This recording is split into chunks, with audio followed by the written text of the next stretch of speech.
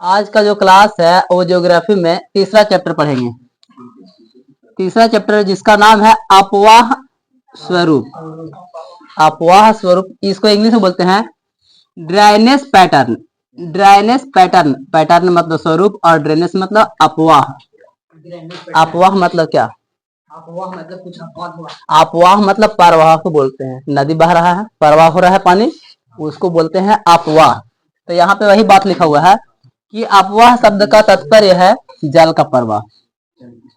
अपवाह का अर्थ होता है कि पानी का बहना, पानी बह रहा है, प्रवाह हो रहा है, उसको बोलते हैं अपवाह।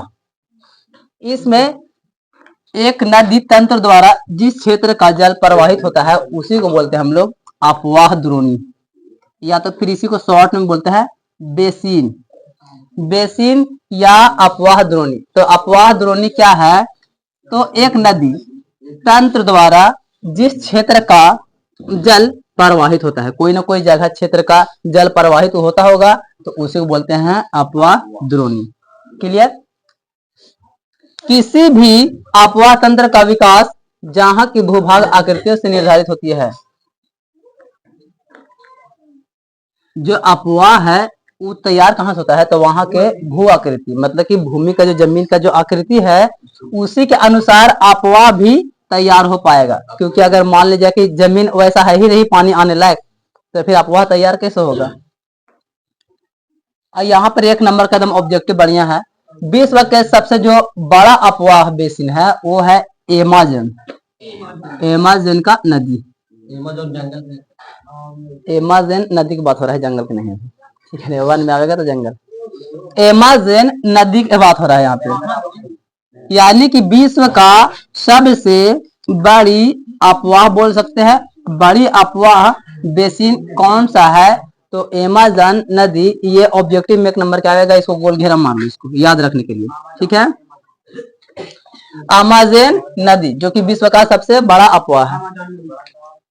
भू आकृति के आधार पर भारत की नदियों को दो भागों में बांटा गया है। जैसा जैसा उसका जमीन रहेगा उसी के आधार पे तो उसको नदी को भी बांटा जाना चाहिए। तो यहाँ पे भू मतलब भूमि के आकृति के अनुसार भारत की नदी को दो भागों में, दो वर्गों में। पहला है हिमालय की नदी और दूसरा है प्रायद्वीपीय नदी। यानी कि हिमालय से कुछ नदियां निकल रहा है और कुछ प्रायद्वीप नदियां हैं, कुछ प्रायद्वीपीय नदियां हैं। तो हिमालय की नदियां और प्रायद्वीपीय नदियां ये क्या है? तो हिमालय की नदी क्या है? तो हिमालय का जो अधिकांश नदी है वो 12 मासी होता है। यानी कि पूरा का पूरा 12 महीना उसमें पानी रहेगा। अब वो पानी कहाँ कहाँ से आ सकता है? बरसात वाला भी हो सकता है, और प्लस में जो हिमालय पिघलता है, ये जो बर्फ पिघल रहा है वहां पे वो भी होता है। हिम जो पिघलता है उसके वजह से भी वहां का पानी प्रवाह हो रहा है। तो यानी कि वहां पर पानी का खत्म नहीं होता है। 12 महीना हिमालय नदियां में पानी रहता ही रहता है। हाँ, हिमालय के नदियों में हमेशा पानी रहता है। बारिश वाला है वो रहेगा ही रहेगा। गर्मी का मौसम आया, बर्फ थोड़ा सा पिघलने लगा, हिम पिघलने लगा, तो उसके वजह से भी पानी रहेगा ही रहेगा। बहुत सारा जो हिमालय का नदी होता है वो गॉर्ज का निर्माण कर देता है। अब गॉर्ज मतलब क्या? इधर से भी पहाड़, इधर से भी पहाड़, और जो पानी बह रहा है ना तो जगह नहीं मिल रहा है, तो उसको बहने के लिए कारहा जैसा अपने अपने बना लेना, वही गॉर्ज होता है। हम लोग का खेत में नहीं है जगह, तो अपने अपने करहवा से खुद खुद के मटिया पानी के लहर बना लेता है, इस तरीके से पास होने के लिए, उसको बोलते हैं गॉर्ज। तो जितना भी हिमालय के नदियां जो होता है ऊपर से गिर रहा है पानी, हिम पिघल रहा है, अब जगह नहीं मिल रहा है जाने को, क्या करेगा? गॉर्ज धीरे धीरे खखोर खखोर के मट्टी हटावेगा, साइड करेगा, और उसको गॉर्ज बना करके और पानी बहना शुरू हो जाएगा। इसमें बहुत सारे कंडीशन होता है कि अगर पानी बह रहा है और कभी चढ़ाव आ जाए, ऊपर से आया यहाँ तक ढलाव था तो ढल गया, अब यहाँ से ऊपर चढ़ाव हो गया, अब तो चढ़ेगा ही नहीं पानी, धीरे धीरे साइड साइड से होकर के और झील निकल। जैसा कि झील का निर्माण करता है तो उसमें से गोकुल झील हो सकता है, बाढ़ का मैदान अपने अपने आ जाता है। मतलब कि ऊपर से जा रहा था पानी धीरे धीरे नीचे, अब आगे थोड़ा सा चढ़ाव, चढ़ेगा ही नहीं, अब वो साइड साइड अपना निकलेगा, साइड से निकलेगा तो झील का निर्माण करेगा, और तरह के मतलब बाढ़ का मैदान निर्माण कर सकता है। बाढ़ आ सकता है क्योंकि पानी ऊपर जा नहीं रहा, इधर से निकलेगा, इधर से निकलेगा, झील बन गया, बाढ़ का मैदान बन गया। तो ऐसा होता है हिमालय के जब ऊपर से सब पिघल करके हिमालय की नदियां सब निकलता है तब।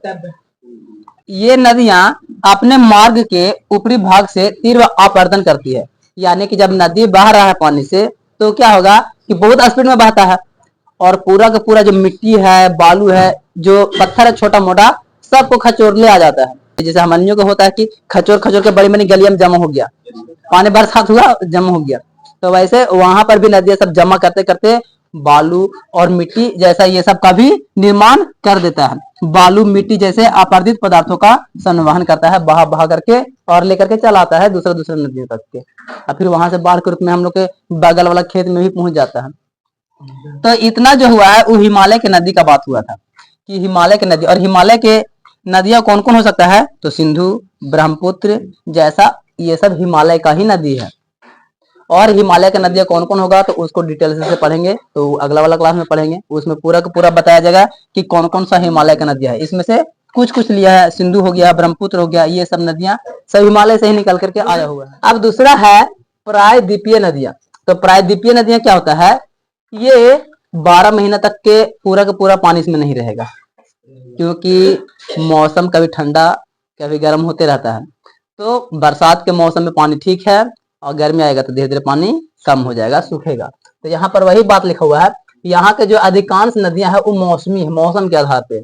मौसम बारिश का पानी ठीक, मौसम खराब गर्मी आ गया, लहर आ गया तो पानी थोड़ा कम जाएगा, सूख जाएगा। जिसका स्रोत मुख्यतः वर्षा जल का है, यानी कि बारिश का पानी का बात हो रहा है। और ग्रीष्म ऋतु, ग्रीष्म मतलब गर्मी का जब मौसम आता है, शुष्क मौसम आता है, जब वर्षा नहीं होती है, तो यहाँ बड़ी बड़ी नदियां का जल स्तर घट करके और छोटी छोटी धाराओं या नलिकाओं में परिणित हो जाता है। बहुत बड़ा बड़ा नदी था, छोटा मोटा तनिष्ठ पानी निकल रहा है, छोटा छोटा रूप में मतलब क्या हो जाता है, धाराओं में परिणित हो जाता है, मतलब बदल जाता है। इनमें से कुछ नदियां पठारी भाग तथा पश्चिमी घाटी पर्वत से निकल करके और पश्चिम की ओर बहते हुए और अरब सागर में जाकर के गिर जाता है। ये याद रखना है कि जो प्रायद्वीपीय नदियां होता है वो कहां से पानी निकल के कहां गिर जाता है, तो अरब सागर में जाकर के ये पानियां गिर जाता है। किंतु प्रायद्वीपीय भारत की अधिकांश नदियां पश्चिम घाटी से निकल करके बंगाल की खाड़ी में गिरता है। मतलब कि प्रायद्वीपीय जितना भी है भारत के अधिकांश नदी, भारत की बात हो रहा है कि भारत का जो अधिकांश नदी है वो बंगाल की खाड़ी में ही गिरता है सबसे ज्यादा। और ये नदियां छिछली और कम लंबी है। छिछली मतलब क्या, थोड़ा हल्का शॉर्ट में छोटा सा, और लंबाई उसका कम है।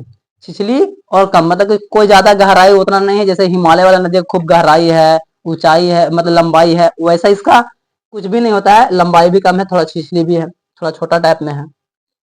यहाँ तक तो दोनों टॉपिक क्लियर हो गया है। उसके बाद है भारत की प्रमुख नदियां। अब भारत में कौन कौन सा ऐसा नदी है, प्रमुख नदी को क्या क्या है, तो भारत के अफवाह मानचित्र से पता चलता है।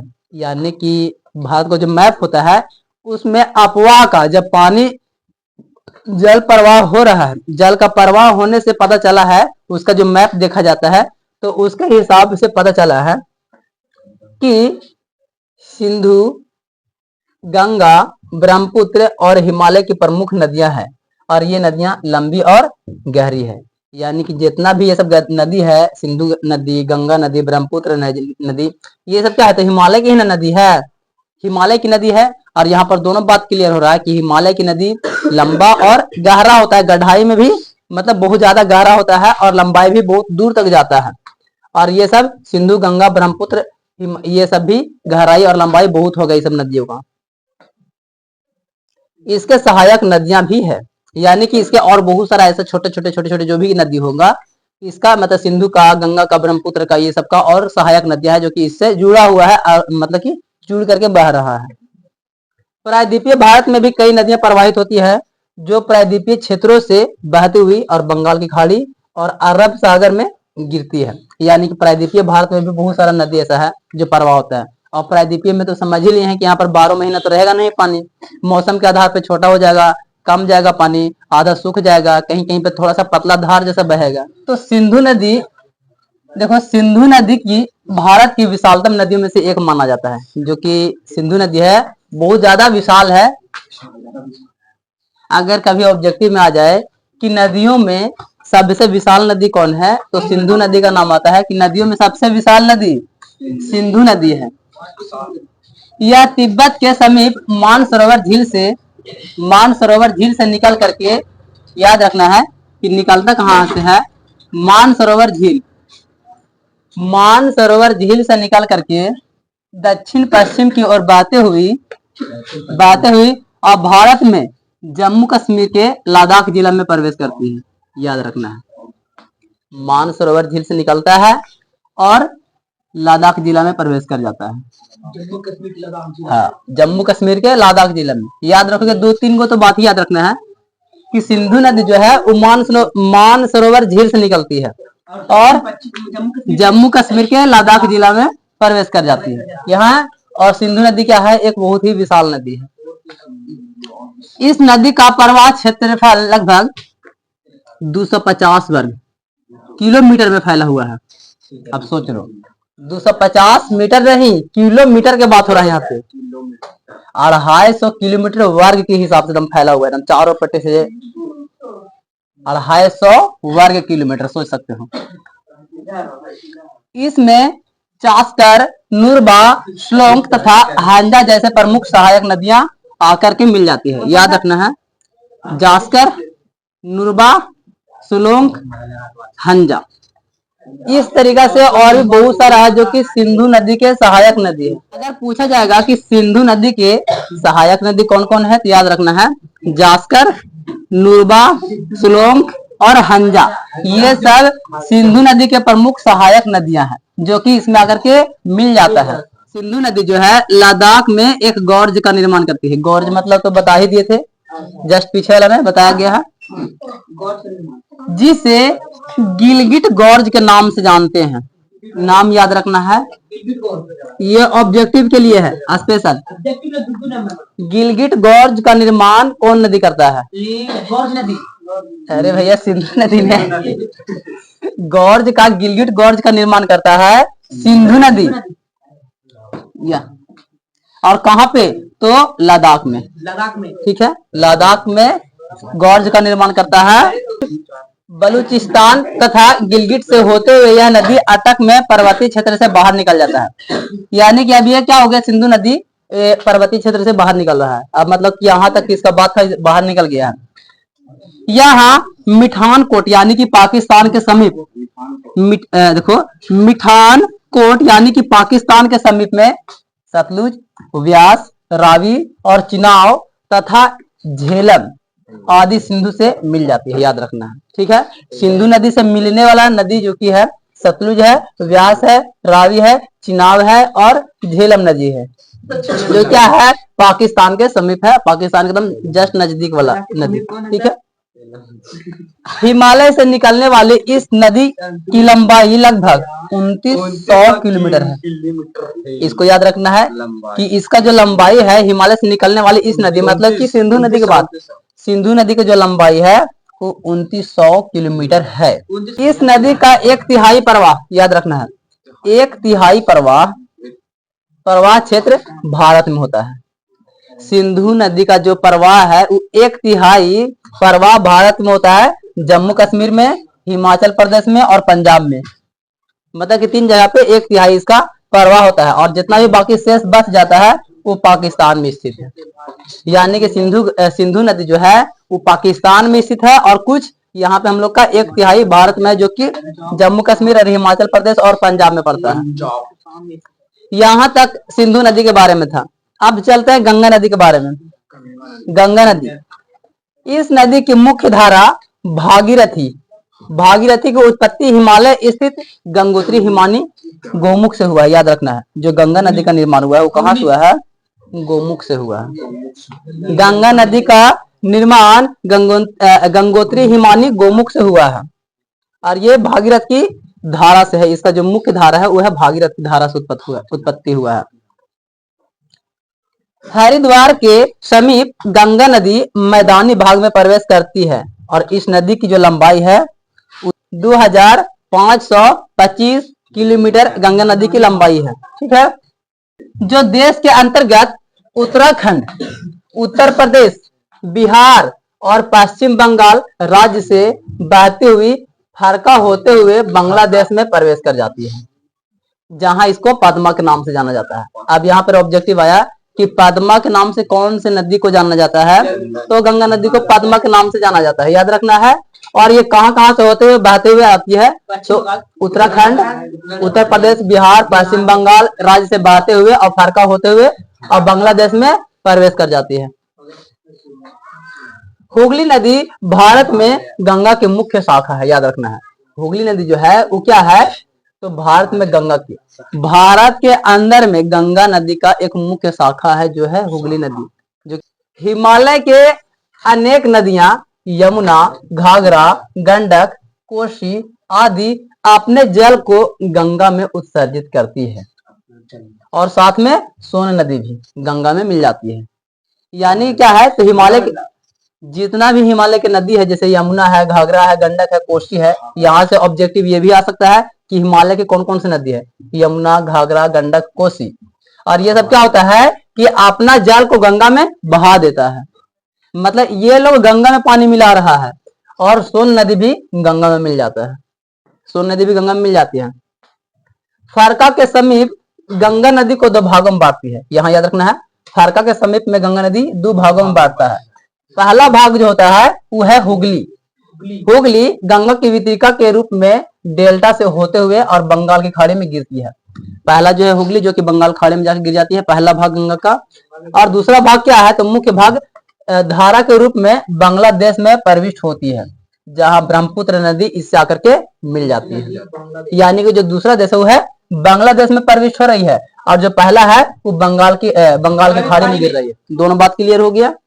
और ये क्या है, देखो अब यहाँ से एक चीज का और, मेघना किसे कहते हैं, इसका आंसर ब्रह्मपुत्र नदी इसमें आकर के मिल जाती है, इस संगम को हम लोग बोलते हैं मेघना नदी। तो मतलब किसका साथ में, तो यहाँ पर क्या हुआ था कि दूसरा जो धारा था गंगा नदी का, और वो बांग्लादेश में प्रविष्ट हो रहा था, यानी कि गंगा नदी की धारा और ब्रह्मपुत्र नदी इसमें आकर के मिल जाती है, इसी को हम लोग बोलते हैं मेघना। इन्हीं दोनों के संगम को मेघना। मेघना किनके संगम को बोला जाता है, तो यहाँ पर आ गया था क्या, ब्रह्मपुत्र नदी और प्लस में गंगा नदी, दोनों को मेल को हम लोग बोलते हैं मेघना। गंगा एवं ब्रह्मपुत्र नदी बंगाल की खाड़ी में गिरने से पूर्व एक विशाल डेल्टा का निर्माण करती है। विशाल डेल्टा, अब डेल्टा का मतलब क्या है, तो डेल्टा का मतलब देखो यहाँ नीचे लिख दिए हैं कि डेल्टा क्या है, तो नदी के मुहाने पर बनने वाला एक उत्तल आकार का भू-आकृति होता है। यह नदी द्वारा लाए गए तलछट के जमाव से बनता है, और इसका जो सूचक यहाँ पे है एक यूनानी अक्षर में, देखो ये डेल्टा है जो कि त्रिभुज आकार में रहता है, यूनानी अक्षर से मैच करता है। दिशाओं में नदियों के प्रवाह को अलग करने वाले उच्च पर्वतीय पठारी क्षेत्र को जल विभाजक कहा जाता है, ये याद रखना है। जल विभाजक किसे कहते हैं, तो दो दिशा में प्रवाह को अलग करने वाला उच्च पर्वतीय पठारी। दो दिशा में अलग अलग, ऊंचा है तो उधर जाएगा और इधर जाएगा, दोनों भाग में बढ़ गया नदी, तो उसको बोलते हैं जल विभाजक। अब जानेंगे ब्रह्मपुत्र नदी के बारे में। ब्रह्मपुत्र नदी का फैलाव कहाँ है, लंबाई क्या है, किसको किसको मिला हुआ है ये। तो ब्रह्मपुत्र नदी की जो उत्पत्ति हुआ है वो तिब्बत में स्थित मानसरोवर से हुआ है, मानसरोवर झील, ठीक है ना, इसको याद रखना। जैसे भी ऑब्जेक्टिव में उधर आया था, जस्ट ऐसे भी आ सकता है कि जो ब्रह्मपुत्र नदी है वो कहाँ से निकला हुआ है, तो स्थित तिब्बत में स्थित मानसरोवर झील से निकला हुआ है, इसका उत्पत्ति हुआ है, उत्पन्न हुआ है। इसका जो लंबाई है वो है 2900 किलोमीटर से भी ज्यादा, एकदम अधिक है, अधिक। पर इसका जो अधिकांश प्रवाह क्षेत्र है वो सिंधु के भांति भारत से बाहर में स्थित है। जैसे सिंधु के था भारत के बाहर में स्थित, उस तरीका से इसका भी बहुत सारा ऐसा है एरिया जो कि सिंधु जैसा भारत से भी बाहर में ये स्थित है नदी। ब्रह्मपुत्र नदी बाहर से भी थोड़ा बाहर में निकला हुआ है। यह उत्तर में हिमालय के समांतर प्रवाहित होकर नामचा बारवा शिखर के समीप अंग्रेजी के यू अक्षर के समान, याद जरूर रखना है, अंग्रेजी के यू अक्षर के समान मोड़ बना करके और गॉर्ज के माध्यम से प्रवेश करता है। इसे यहाँ पे स्थानीय भाषा में दिहांग के नाम से जाना जाता है, याद रखना है। कहाँ की बात हो रहा है, यह उत्तर में हिमालय के समांतर प्रवाहित होकर के नामचा बारवा शिखर के समीप में, अंग्रेजी के यू अक्षर, याद रखना है कि कौन से नदी का जो मोड़ है, जो मुड़ता है यू टर्न जैसा है, यू के अक्षर जैसा में है, तो ब्रह्मपुत्र नदी को यू टर्न मोड़ है। जैसे हम लोग रोडवा पर घूमते हैं ना, यू टर्न मारो, उस तरीके से ये भी नदी गोर्ज बना करके यू टर्न लिया हुआ है, यू के। असम के समीप बूढ़ी, दिहांग, दिसांग और कपोली और लोहित, केनुला एवं अन्य सहायक नदियां हैं। जो दक्षिण से आकर के ब्रह्मपुत्र नदी में मिल जाता है। ब्रह्मपुत्र नदी में कौन कौन सी नदी है जो आकर के मिलता है, नाम यहाँ से रख लेना। बूढ़ी दिहांग, दिसांग, कपोली, लोहित, किनुला और भी बहुत सारा सहायक नदियां हैं जो कि आकर के ब्रह्मपुत्र नदी में मिल जाता है। हिमालय से आकर के मिलने वाला जो सहायक नदी है वो है सुवंश्री और कामेंग, धनश्री और मनस और तीस्ता। ये सब जो है कि हिमालय से आकर के ब्रह्मपुत्र में मिल रहा है।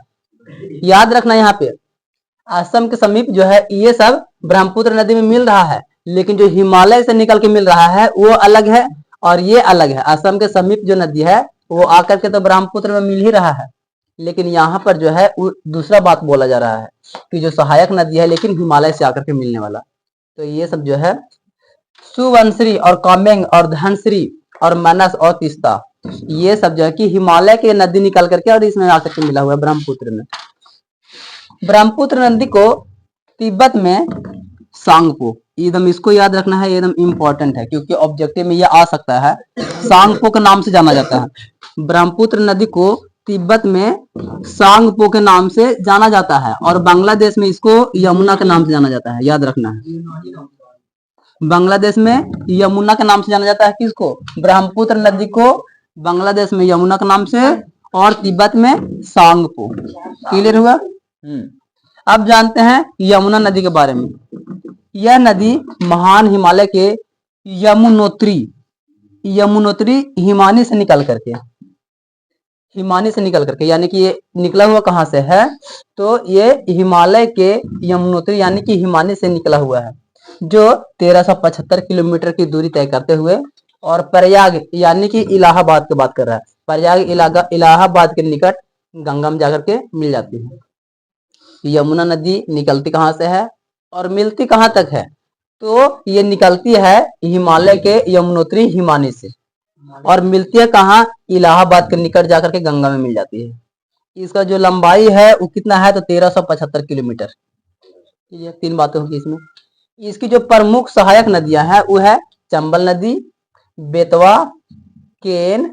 ये सब जो नदी है वो यमुना नदी के सहायक नदियां है। याद रखना इसको, चंबल, बेतवा, केन ये सब यमुना नदी के हैं जो दाहिनी तट से आकर के और मिल जाती है। ये सब जो दाहिनी तट से आकर के और यमुना में मिल जाता है। इसके आगे है घाघरा नदी। यह नदी जो है ट्रांस हिमालय क्षेत्र के करनाली स्थित मापचा चुगो हिमन से निकलती है। याद रखना है, मापचा चुगो हिमन से, तो कहां से, ट्रांस हिमालय क्षेत्र के करनाली स्थित मांचा से। ये करनाली जो कि स्थित उधर में है हिमालय क्षेत्र में, मापचा चुगो हिमनद से निकलती है और यह दक्षिण पूर्व दिशा में बह करके हिमालय को पार करती है। याद रखना है, बह करके हिमालय को दक्षिण पूर्व दिशा में बह करके हिमालय को पार कर जाती है घाघरा नदी, और इसे करनाली एवं मैदानी क्षेत्र में घाघरा के नाम से जाना जाता है। ये याद रखना है। घाघरा नदी को कौन से क्षेत्र में घाघरा के नाम से जानते हैं, तो करनाली एवं मैदानी क्षेत्र में इसको नाम जाना जाता है घाघरा के नाम से। यह नदी है नेपाल से प्रवाहित होकर छपरा के पास शारदा नदी जल ग्रहण कर गंगा में मिल जाती है। यानी कि घाघरा नदी भी है जो कि गंगा में आकर के मिल जाती है, और कहां से, तो नेपाल से प्रवाहित होकर के और आके गंगा में मिलती है। होकर कहां से, तो छपरा के पास शारदा नदी के पास जल ग्रहण करके, शारदा नदी की जल ग्रहण करके और गंगा में आकर के मिल जाती है। इसे उत्तर प्रदेश में सरयू, इसका नाम याद रखना है, उत्तर प्रदेश में सरयू के नाम से भी पुकारा जाता है। यानी कि घाघरा नदी को, कौन से नदी को सरयू बोला जाता है, तो याद रखना है कि घाघरा नदी को सरयू बोला जाता है। कौन से जगह पे, तो उत्तर प्रदेश में। उत्तर प्रदेश में घाघरा को सरयू बोला जाता है। आगे है गंडक नदी। यह नदी महान हिमालय से निकल करके और नेपाल होते हुए बिहार के चंपारण में प्रवेश करती है। गंडक नदी भी क्या है, तो हिमालय से ही निकल रहा है, हिमालय से निकल करके और नेपाल होते हुए और बिहार के चंपारण में, याद रखना है कि बिहार के चंपारण में प्रवेश कर जाती है। इस नदी के परिवहन मार्ग में तीव्र परिवर्तन और अवसाद से अत्यधिक निक्षेप से यहाँ बाढ़ की आकांक्षा बनी रहती है, क्योंकि इसमें हमेशा बाढ़ आने का बाढ़ आने का जो है वो आकांक्षा बना हुआ रहता है। इस नदी के साथ कई पौराणिक किंवदंतियां जुड़ी हुई है।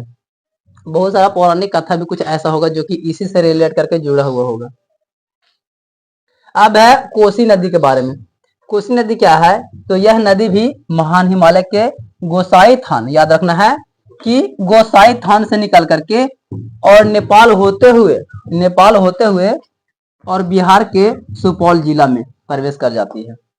कोसी नदी कहाँ से निकलती है? ये भी हिमालय से निकली हुई है और हिमालय के गोसाई से निकल करके नेपाल होते हुए और बिहार के सुपौल जिला में प्रवेश कर जाती है। बिहार के कौन से जिला में कोसी नदी प्रवेश करते हैं? सुपौल। कोसी नदी बिहार के सुपौल जिला में प्रवेश कर जाती है। उद्गम स्थल के समीप कोसी की मुख्य धारा अरुण कहलाती है। ये याद रखना है। कौन सी नदी की धारा को अरुण के नाम से जाना जाता है? तो कोसी नदी को। कोसी नदी के धारा को अरुण के नाम से जाना जाता है। क्लियर है यहाँ तक? इसका अन्य सहायक धाराओं में मिलाची है, घोटिया, सप्तकोशी, तांबा और लिखू और दुग्ध तथा तंबूर, ये सब जो है कि प्रमुख है। इसके अतिरिक्त अन्य धाराओं को भी समाहित कर कुर्सेला यानी कि सहरसा के निकट गंगा में जाकर मिल जाती है। यानी कि कोसी नदी भी है जो कि जाके गंगा में ही मिलती है और इसका इतना सारा धारा है, सहायक है, और इसके अतिरिक्त में ये सब भी है, कुर्सेला यानी कि सहरसा के निकट में जाकर के और गंगा में मिल जाती है।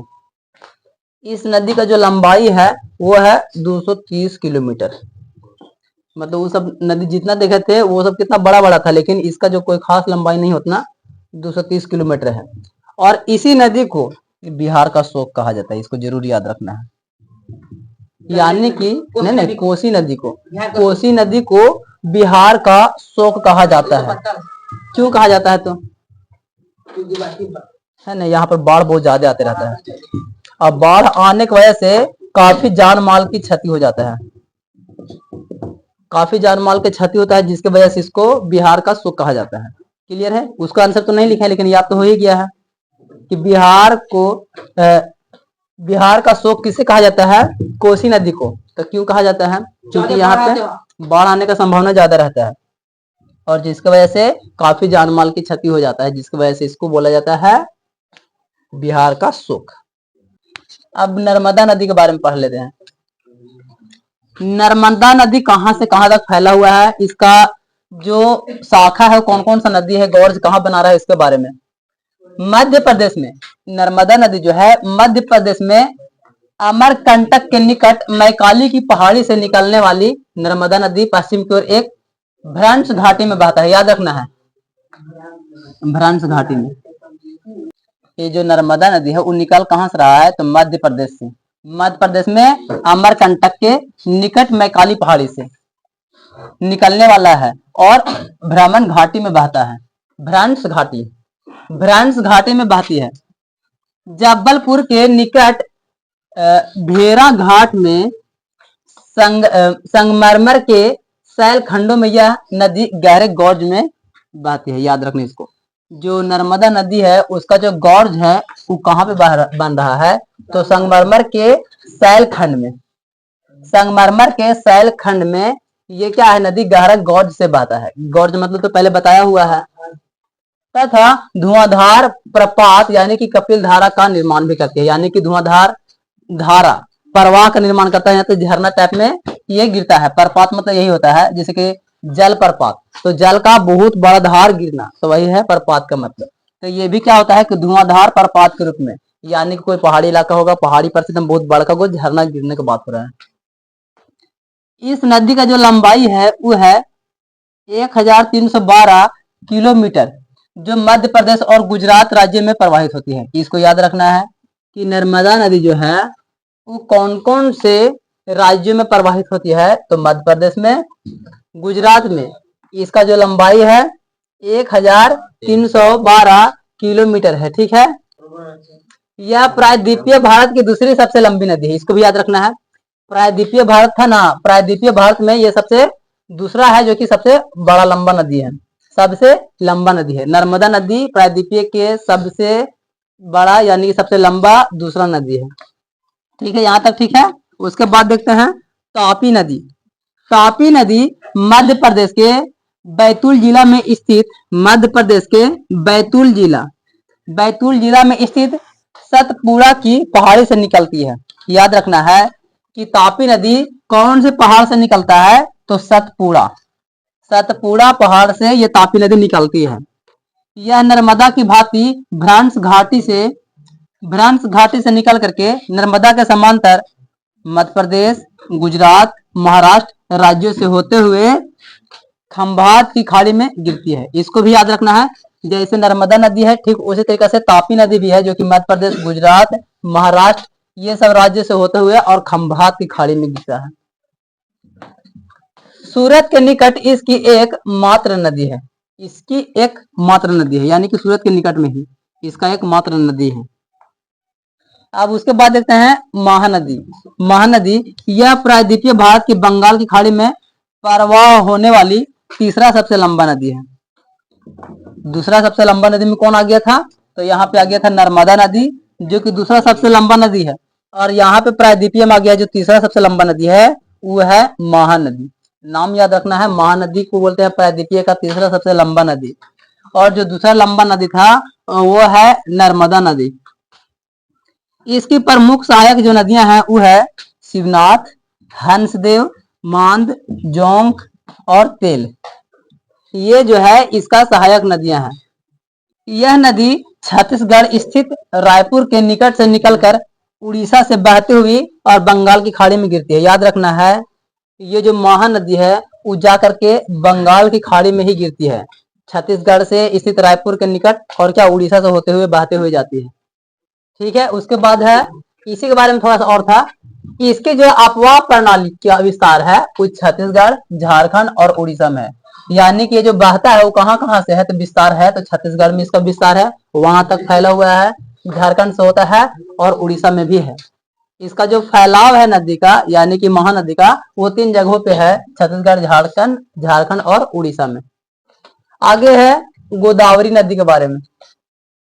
यह नदी महाराष्ट्र के नासिक के निकट पश्चिमी घाट से निकलती है। इसको याद रखना है कि गोदावरी नदी जो है वो कहाँ से निकलती है, तो महाराष्ट्र के नासिक के निकट पश्चिम घाट के। या तो ये भी पूछा जा सकता है कि महाराष्ट्र के कौन से घाट से गोदावरी नदी निकलती है, तो पश्चिम घाट से निकलती है। ठीक है, इसकी द्रोण यानी कि जो बेसिन है महाराष्ट्र, मध्य प्रदेश और उड़ीसा और आंध्र प्रदेश तथा कर्नाटक में फैली हुई, यानी कि जो इसका फैलाव है गोदावरी नदी का वो कहाँ कहाँ है, महाराष्ट्र में, मध्य प्रदेश में, उड़ीसा में, आंध्र प्रदेश में, कर्नाटक तक ये फैला हुआ है पूरा।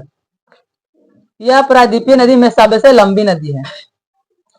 सबसे लंबी नदी तो गोदावरी याद रखना है कि जो प्रायद्वीपीय का था दूसरा देख लिया है, तीसरा देख लिया है, तो ये जो गोदावरी नदी का सबसे लंबा नदी है ये प्रायद्वीपीय नदियों में।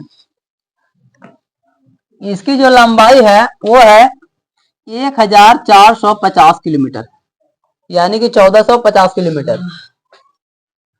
प्राणहित, वर्धा, मंजीरा, बेनगंगा तथा पेनगंगा इसकी प्रमुख सहायक नदियां हैं। इसको याद रखना है, प्राणहित वर्धा, मंजीरा, बेनगंगा और पेनगंगा।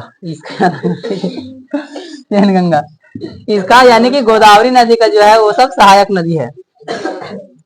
भारत में इस नदी को दक्षिण की गंगा या फिर वृद्धमंगा जैसे नामों से विभूषित किया जाता है, यानी कि पुकारा जाता है एक तरह से।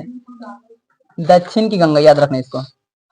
दक्षिण की गंगा कौन सी नदी को बोला जाता है, तो गोदावरी नदी को बोला जाता है दक्षिण की गंगा, और इसी को बोलते हैं वृद्धमंगा। याद रखना, ठीक है, दक्षिण की गंगा, वृद्धमंगा जैसे नामों से विभूषित किया जाता है किसको, गोदावरी नदी को।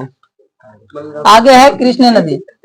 पश्चिमी घाट स्थित महावालेश्वर या तो फिर महाराष्ट्र के निकट एक स्रोत से निकलकर लगभग 1290 किलोमीटर क्षेत्र में प्रवाहित होकर और बंगाल की खाड़ी में गिरती है। यानी कि एक ही लाइन में इसके बारे में पूरा बात लिख दिया है। जो कृष्ण नदी की लंबाई जो है वह है 1290 किलोमीटर, और जो कि निकलता कहाँ से है, पश्चिम घाट में महाकालेश्वर यानी कि महाराष्ट्र के निकट के एक निकट स्रोत से निकलता है ये, और जाके गिरता कहाँ है, तो बंगाल की खाड़ी में जाकर के गिर जाता है। इसकी जो अपवा बेसिन का विस्तार है वो है महाराष्ट्र में, कर्नाटक में और आंध्र प्रदेश राज्य में है, यानी कि जिसका फैलाव जो है वो महाराष्ट्र में फैला हुआ है, कर्नाटक में है और आंध्र प्रदेश में भी है। इसकी जो प्रमुख सहायक नदियां है वो है दूधगंगा, नाम याद रखना है, पंचगंगा, तुंगभद्रा,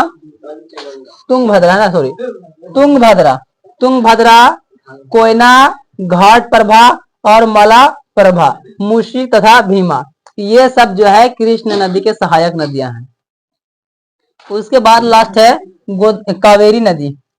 कावेरी नदी की उत्पत्ति जो है पश्चिमी घाट स्थित ब्राह्मगिरी पहाड़ी से हुई है, याद रखना है,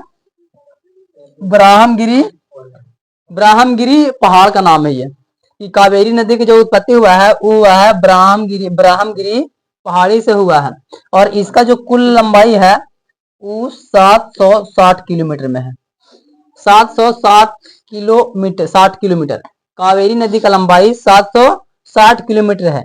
इस नदी का अपवा बेसिन तमिलनाडु, केरल एवं कर्नाटक राज्यों में फैला हुआ है, यानी कि कहां कहां तक ये कावेरी नदी फैला हुआ है, तमिलनाडु में है, केरल में है और कर्नाटक राज्य में फैला है। इसकी प्रमुख सहायक नदियों में एक अमरावती, भवानी, हेमावती, लोकपावनी और अक्कावली और लक्ष्मण तीर्थ तथा कबिनी है। इसका जो ये सब है वो सब सहायक नदियां हैं। नदी के बारे में यहीं तक पढ़ना था। अगला क्लास में झील के बारे में पढ़ेंगे।